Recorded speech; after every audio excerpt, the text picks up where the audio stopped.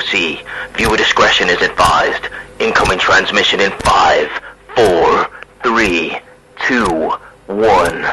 What's going on, guys? Welcome back to Outcasted OC. This week we are discussing an NXT that is in crisis, and we're going to get straight into it because it's one of the first segments in the show. But first, I want to say, can you like the video and subscribe to the channel if you're not following us at the moment? It's going to be a great episode of NXT talking about it this week. I can't wait to get into it with you guys, so let's get straight there.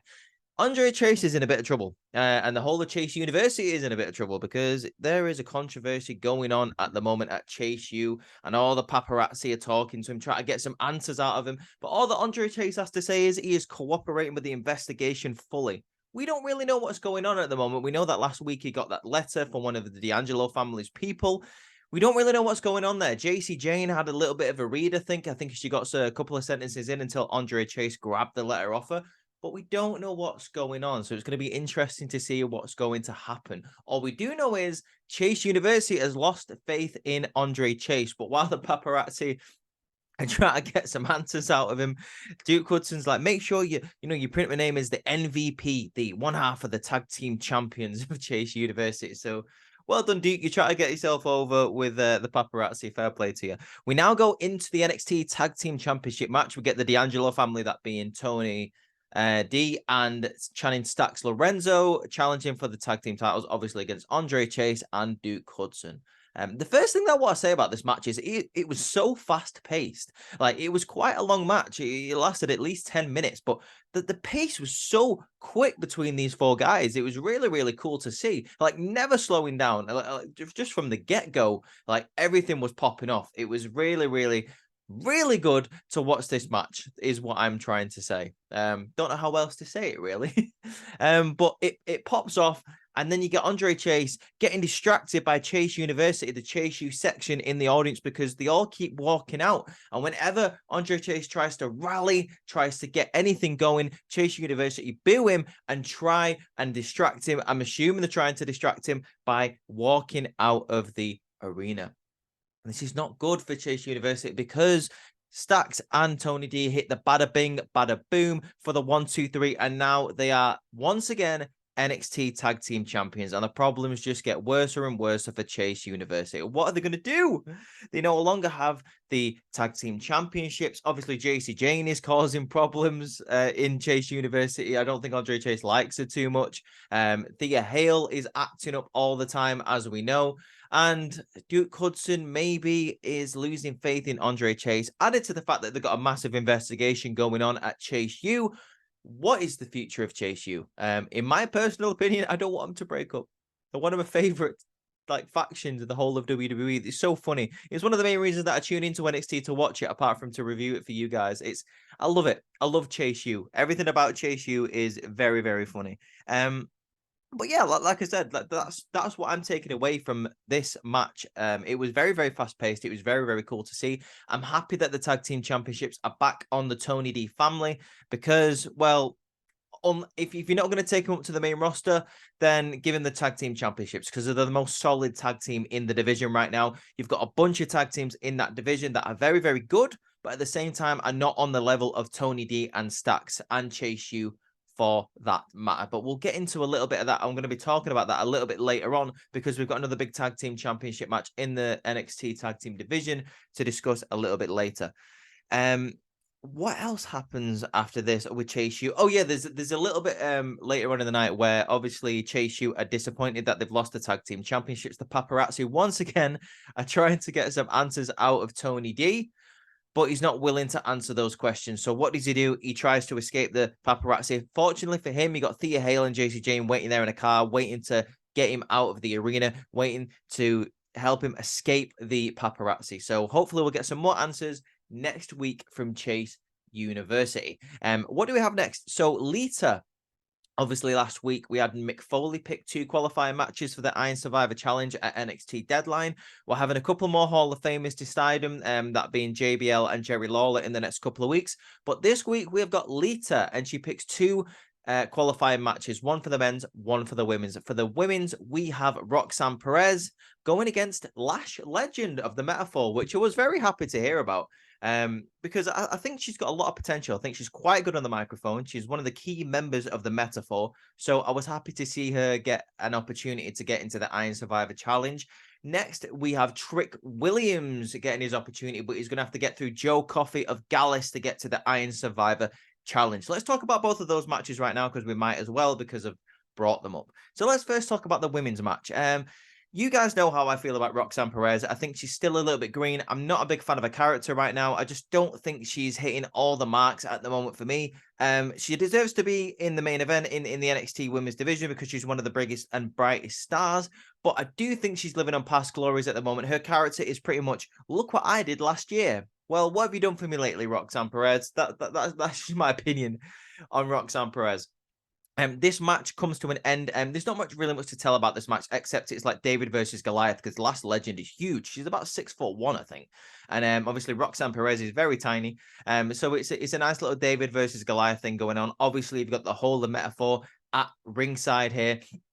So what do you have here? You have Lash Legend, obviously with the power advantage. She's just throwing around Roxanne Perez at this time. It's so good to see. Obviously, when Roxanne Perez gets the advantage, you get a couple of the Metaphor trying to get involved. They get ejected from the arena. Jakara Jackson gets them all ejected from the arena, but that does not stop them from coming back later on in the match. Jakara Jackson distracts the referee. Once again, Roxanne Perez is trying to build some momentum, but Kiana James hits her with that bag, I believe it is, heading into what I'm assuming is a rivalry between those two that's probably going to be coming up in the next couple of weeks, because it's been building and building and building for a good couple of months at this point where I believe it was Kiana James who was really instigating the whole Tiffany Stratton Roxanne Perez rivalry. She was trying to get involved in that so much. She is a fan. She is a partner of Tiffany Stratton. So it's only right that Roxanne Perez gets her out the way before she goes after Tiffany Stratton once again.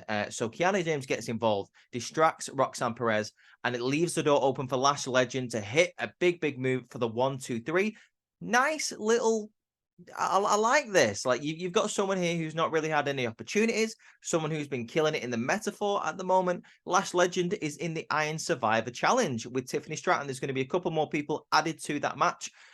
Because it is a fatal 4-way, I believe. So it is going to be up to now Tiffany Stratton and Lash Legend in that match. Now, let's go on to the Trick Williams versus Joe Coffey match. It's a similar situation with Joe Coffey having the rest of Gallus out there, except we have got Carmelo Hayes at ringside helping Trick Williams. Is that going to be a blessing or a curse for Trick Williams? We'll find out right now when I talk about it. So it gets to a point here where the numbers advantage is really affecting Trick Williams at the moment.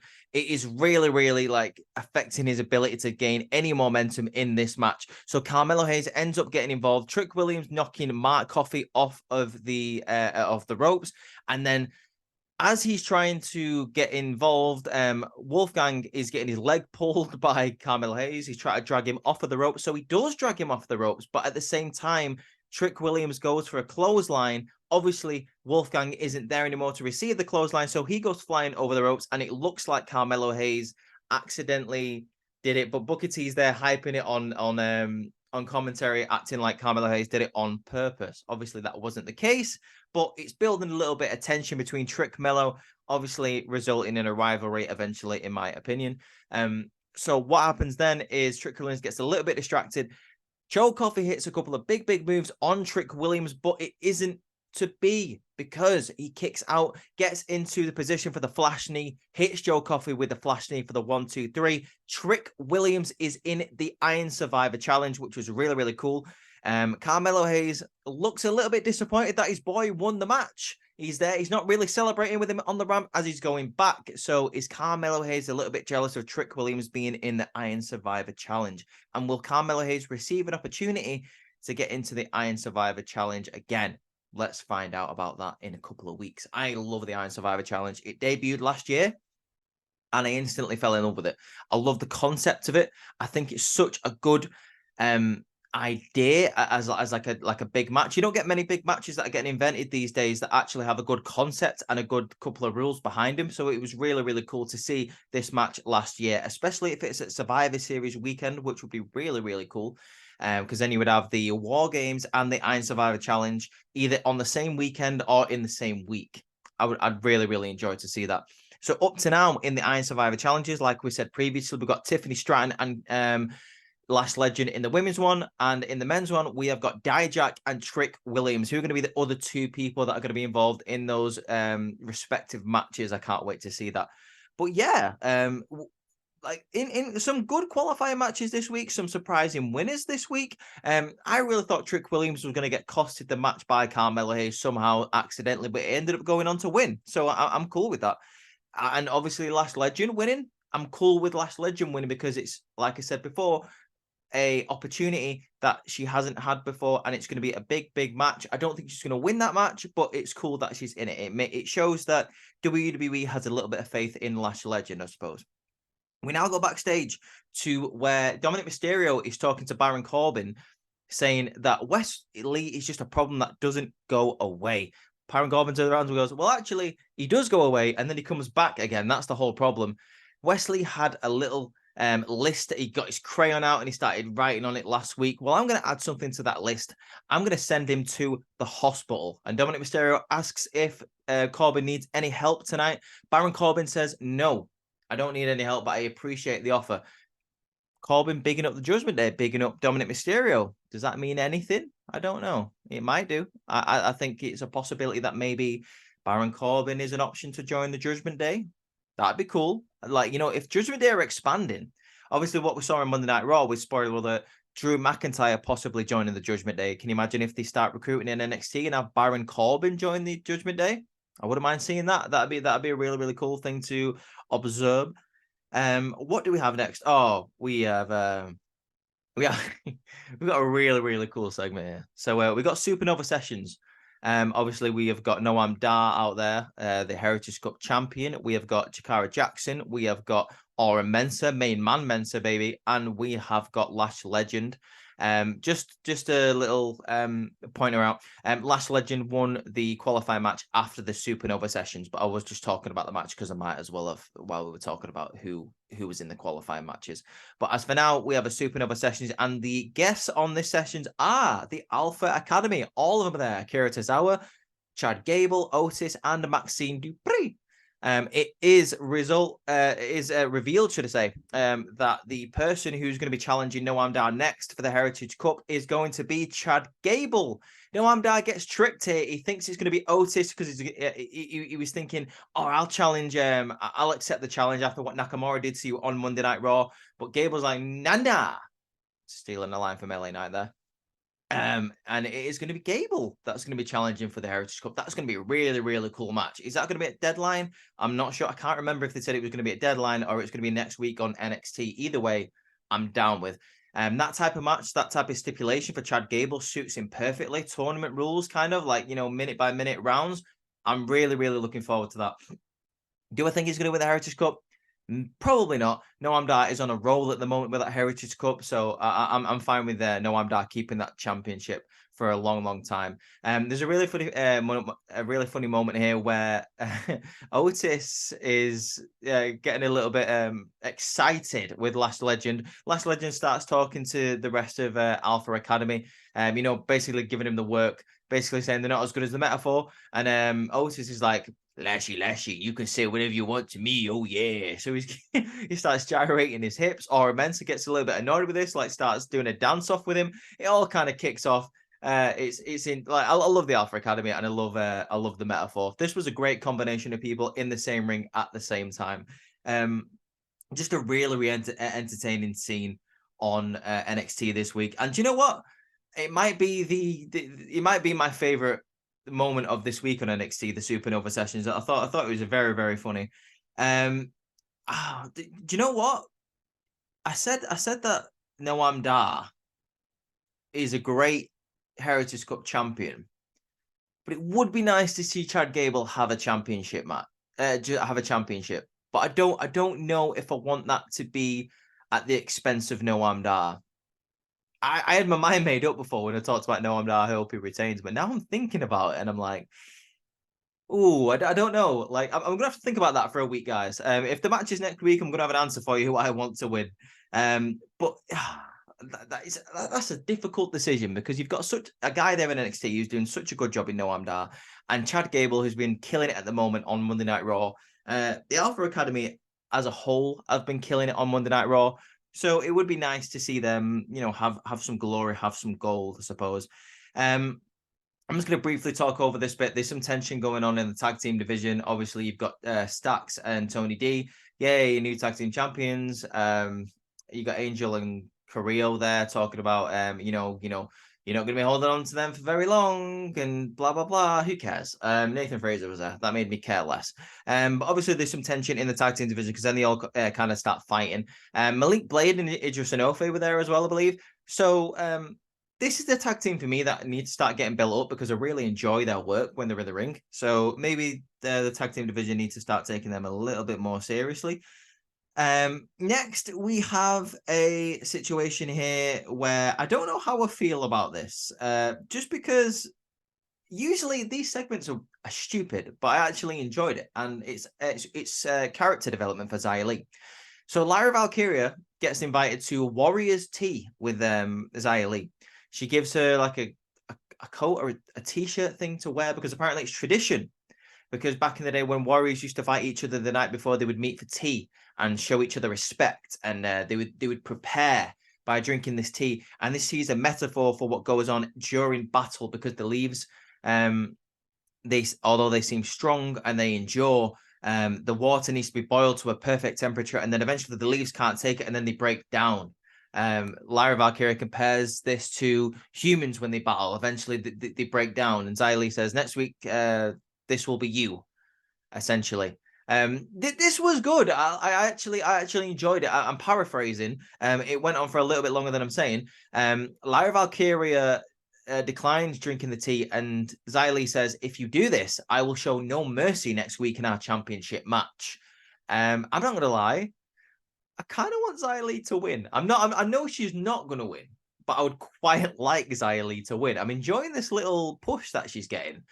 She's got a bit of a feud coming up with Becky Lynch. This is a massive push up the ladder for Xia Li compared to a couple of months ago when she hadn't been on WWE TV for like a year. So obviously someone in the back, probably Triple H, sees something in her. She was always great on NXT back in the day. So the potential is there, and apparently someone is seeing it. So I'm glad. I'm like, good for Xia Li. Lyra Valkyria versus Xia Li is going to be a great match next week. I don't need to talk about the Trick Williams match because I've just mentioned that. Ariana Gracie is once again causing trouble for herself in the back. She gets the attention of Gigi Dolan, which leads to a match later on in the night.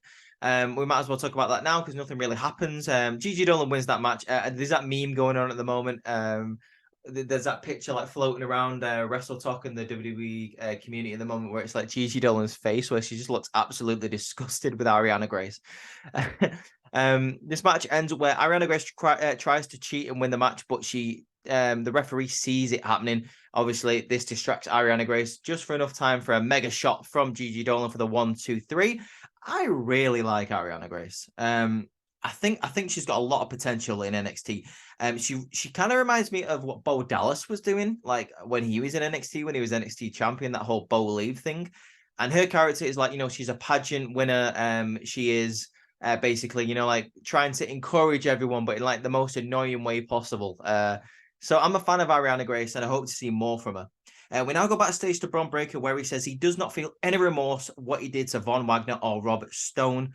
Dijak confronts him, and he said, I'm assuming that either JBL or Jerry Lawler is going to put you in a qualifying match for the Iron Survivor at Deadline. And I'm in that match right now. And unlike everyone else, I actually want you to be in the Iron Survivor Challenge because I'm the only one that you can't break. And Bron turns around and goes, oh, okay. Well, when I'm done with you, you're going to be begging for retribution. A little callback there to retribution. Let's not dwell on retribution because who wants to remember that? Nobody wants to remember that. That could have been so much more, dude. Like, honestly, the retribution could have been so much more, but it wasn't. Okay. What else have we got here? Oh, right. Okay. Yeah, we got Wes. Do you know what? I feel a bit bad on Wes Lee this week because I'm going to be harsh about Wes Lee. Because why is he still here? Why is he still in NXT? Who knows? But he's talking to Ilya Dragunov here, and he's saying that he doesn't need to worry about Wes Lee coming for the NXT Championship because he has other plans. I don't know what those plans are, but we shall find out, I suppose. Let's hope these plans don't involve the main event because it doesn't go his way. It doesn't go his way, guys. I'm just gonna spoiler alert, it doesn't go his way. But he does say his first step is dealing with Baron Corbin. It doesn't go very well for you. I apologize. Lexis King is talking to Baron Corbin here, saying that he made his impact last week, and Baron Corbin was very impressed by it. He said, good luck in your match tonight against Wes Lee. He's going to be watching. Enjoy the spotlight. Lexis King says he always knew he was going to be a star in this industry, and now it looks like other people are on his team and believe in that as well. I'm interested in Lexis King. Baron Corbin asks him, what was going on? Like, how did you pull it off? How did you attack Trick Williams without anyone finding out? And Lexis basically says, don't worry about it. I also want to point out something interesting that was going on before the Trick Williams match. Trick Mello was getting interviewed backstage, about how Trick punched Mello last week by accident. That was all water under the bridge. And then Mello starts talking again about how it wasn't him that attacked Trick Williams, that he passed a lie detector. And it all came out that he was telling the truth. And obviously Mackenzie is like, what lie detector? And that it was a bit vague. It was left there. I don't know if we're going to be finding out more information about that. I'm assuming that we are. But this is the first that we've heard about any kind of lie detector in terms of Carmelo Hayes. So that'll be interesting to see in the next couple of weeks. How is that going to play out? Because obviously there's a little bit more tension with the Trick Williams match that I discussed a couple of minutes ago. So, where the hell's the lie detector? Mello. You trickster, you little minx, you deceptor, you master of lies, you weeb. I don't know why I'm calling him a weeb. Screw it. Who cares? Let's go. Let's move on. Brawling Brutes versus OTM, baby. Out the mud, accompanied by Scripps. Now, I don't want to talk about this match. I want to talk about just these people in general, because there's not really much to talk about in this match. It's a hard-hitting match. These two, beat each other up. It is what it is. Nothing really to talk about. I want to talk about the result. And it was the Brawling Brutes who won this match. Now, I think this is a wrong decision because we're talking about the tag team division and we're talking about teams that have gone up to the main roster. Obviously, you've got the Creed brothers that are no longer in NXT, finally. I think that's a great decision. And you obviously got Chase U going through their own kind of storyline at the moment. You have got Tony D and Stax, who obviously are the tag team champions. OTM are not on their level at the moment. You know what doesn't get them on the level of challenging for an NXT championship match? Getting beat by someone who's on the main roster. I think this would have done OTM the world of good to beat the Brawling Brutes. The Brawling Brutes do not need this victory. They are SmackDown superstars. They're going to go back to SmackDown and they'll be fine. OTM needed this victory. I didn't really understand why they deserved to lose. I thought this would have been great. I really like OTM. Bronco Nima and Lucian Price, accompanied by Scripps, is a great little faction. I just thought it was a missed opportunity to beat two big names in the Brawling Brutes. But that's just me. I don't think this is the end for OTM because they've only just begun. I just thought it'd be a great chance to build a little bit momentum for these guys. But that's just me. Let me know what you guys think of it in the comments if you disagree with me. I don't know. I thought this was like a really weird decision. I really did think it was a really weird decision, but that's just me. So we'll move on. Like I say, not much really to talk about in the match, but that was just my opinion on OTM out the mud. Lucian Price, Bronco Nima, and Scripps. They got made to look stupid, and I don't think that's a good idea. Seeing as though you try to build up the tag team division in NXT, which is already really busy, which have a lot of good talent in there. And they are one of the great teams that have a lot of good talent. And they could really be NXT tag team champions in the next couple of months, in my opinion, if they are built correctly. They're a great team who have a great background, who have a great talker in Scripps. So, start building them up now. Start giving them momentum now. Like, that's just my opinion. We got Joe Gacy, who's talking absolute crap. I don't care about Joe Gacy at the moment. He's on the roof of the arena. looking down at, all the crowd. He's just talking crap, guys. I didn't even write any notes of what he was talking about. Who cares? Who cares about Joe Gacy at this point? I don't know what they're doing with him. I don't really care what they're doing with him. Unless he's doing something interesting, then that's when it'll give my attention. For me, this is just a nothing promo from Joe Gacy, and then he drops the phone off the roof and it smashes. Okay, great, cool. Anyway, Von Wagner is invited to dinner to Robert Stone's house after a nice little video package where it was talking about how Robert Stone and Von Wagner started on NXT on the same day, and who knew that they would both come together? Who knew? It turns out that they developed a friendship backstage, and then it became a management plan. Yeah, it was great. It was great. So anyway, like they're talking about, oh, it was a beautiful little video package, wasn't it, Von? And he was like, yes. And like Von goes to say something to Stone, and he goes, before you say anything, Von, you're welcome. You're welcome. How about you come around to dinner to my house tonight? And Von Wagner says, as long as your wife makes that pasta with the little sausages in it, I want the pasta with the little sausages in it. Like, can you get your wife to make me some, Robert Stone, please? But no asparagus, please. A bit like Von Wagner, I'm not a big fan of asparagus. It must have made him go to the bathroom quite a lot. So Von Wagner doesn't want no asparagus with that pasta, baby. I don't want no asparagus with that pasta, but I do want those pasta and little sausages. I'm coming around tonight for dinner, Robert Stone. Set a plate for Rudy Poo Candy Ass because he's going to be knocking on that door at dinner time, baby. Anyway, let's move on. Another backstage segment where Eddie Thorpe is talking about after he beat Dijak in that strap match, he needed to go away because he felt drained and he needed to recover. But he's back now because he wants JBL and Lawler to consider him for the qualifying matches for the Iron Survivor Challenge. This was weird because, you can't just come back and be like, oh, I'm back now. And I beat this guy like 3 months ago. Can I have an opportunity to get into the Iron Survivor Challenge? I don't know. Weird, right? That's just my opinion anyway.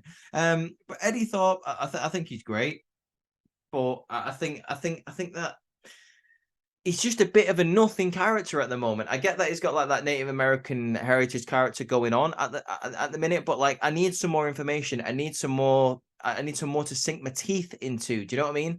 I need some more of that juice, baby. I need some more Eddie Thorpe on my TV, on the camera, to get a bit more information from him, to get a bit more character development from him. Because right now, I kind of care about him, but I don't really. I'm not bothered if he's on my TV. You know what I mean? Like, I want to see him. I want him to be in the position where I'm wanting him to be on my TV every single week, and he's really not giving me that at the moment, which isn't his fault. Let's move on to the main event. Baron Corbin versus Wes Lee. Wes Lee is back. This is his first match in about 2 months, I believe. And Baron Corbin is obviously looking to build momentum heading into his next rivalry, which is Ilya Dragunov. This is a really, really cool match. Like I say, another David versus Goliath situation, kind of like how Roxanne Perez and Lash Legend was earlier tonight. There's a really cool spot here where Wes Lee goes for a tope suicida. He gets caught into a deep six from Corbin, which is a really, really cool move here.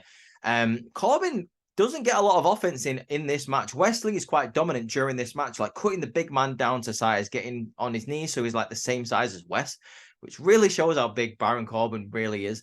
I do want to point out that I don't think Wes Lee should be in NXT anymore. I think he should be on the main roster. I don't really know what he's got to do in NXT anymore, to be quite honest with you. I think he could have that rivalry with Dominic Mysterio on Monday Night Raw. Doesn't need to be on NXT. I don't think he needs to go for the North American Championship. He held that for a long time. He was one of the best North American champions of all time. And that's enough for me. You don't need any more of that. You don't need Wes Lee to be a 2-time North American champion. It doesn't need to happen. So go to Monday Night Raw, go face the Judgment Day, go challenge Dominic Mysterio there. Keep fighting him there. Like, stay off NXT because your work is done. This match comes to an end where Dominic Mysterio, aside from Baron Corbin telling him not to, Baron Corbin doesn't seem to mind really, because Dominic Mysterio comes down to the ring and distracts Wes Lee. He puts Dominic Mysterio to the side, does Wes, he beats him down, so he can't get involved in the match. Gets back in the ring, unfortunately, right into an end of days for the 1, 2, 3, and that is the end of days for Wes Lee because Baron Corbin picks up the victory, baby. And this is where it gets very interesting because this does not usually happen to Ilya Dragunov. Baron Corbin is cheap shotting Wes Lee after the bell. Ilya Dragunov comes back for the save. He hits him with a mad suplex, does Ilya Dragunov, like a big back suplex. He gets him in the corner. He gets set up for the Torpedo Moscow. He runs for the Torpedo Moscow and he gets caught into the end of days. Baron Corbin is one step ahead of Ilya Dragunov in this situation. Baron Corbin seems very happy with himself. He goes walking up the ramp. Ilya Dragunov buys. He buys a microphone, guys. He goes on Amazon and buys a microphone and it arrives. He grabs a microphone and says, "You don't know what you've just signed yourself up for, Baron. You wanted an NXT championship match. You got it. I'll see you at NXT Deadline." So there we have it. Baron Corbin versus Ilya Dragunov at Deadline for the NXT Championship. Do I think Baron's going to win that match? No, but Baron's killing it on NXT lately. His new theme song's amazing. Whenever he's on the microphone, he absolutely kills it. I just wish he was like this on the main roster. He needs to bring this character eventually over to the main roster, just to be a guy who just absolutely tears people down. He's great on the microphone. He's very underrated in the ring, in my opinion, Baron Corbin.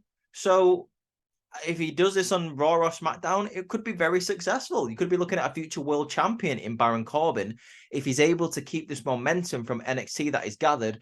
And then eventually when he goes up to the main roster, if he's able to capitalize on what he's built in NXT, because he's rebuilt himself, he's obviously burned down what he used to be, become this new person. Once again, like I say, with another great theme song. Baron Corbin always has great theme songs. It'll be amazing to see. I can't wait to see that. But guys, that is the end of NXT this week. Let me know what you think of it in the comment section below. If you enjoyed this video, will you leave a like and go follow us on Instagram at Hype Rhys. If you want to go follow the rest of the guys on Instagram, on TikTok, their links will be in the description below along with mine. You can go and follow Outcasted OC. You can subscribe to us on YouTube. You can go follow us on TikTok at Outcasted OC and on Instagram respectively. We are also on Twitter/X, so go follow us there if you will, please. But for now, guys, I hope you've had an amazing day today, an amazing Wednesday. Go and watch NXT if you've not watched it yet. But for now, I'll chat to you later. Check out Courtney's video of Raw yesterday, her review. Check out the podcast coming tomorrow.